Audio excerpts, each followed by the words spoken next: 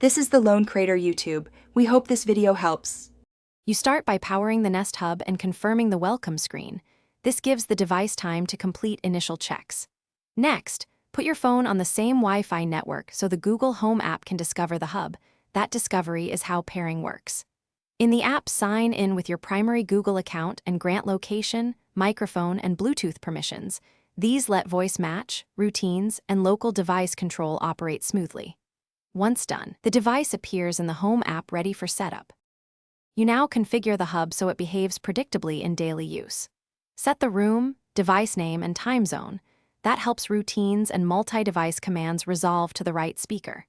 Next, train voice match so the hub recognizes you and gives personal results like calendar and commute. This protects privacy and customizes responses.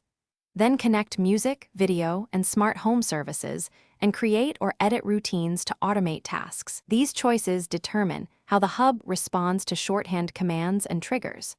Finish by testing core functions. Ask a simple question, play music, and swipe the screen to confirm touch responsiveness. That proves both mic and display work. Make sure media services play and that smart devices respond to commands so your routines execute properly. If things go wrong, restart the hub first. If persistent, check Wi-Fi signal and credentials, then factory reset as a last resort. This clears corrupted settings. If problems continue, inspect router settings or remove.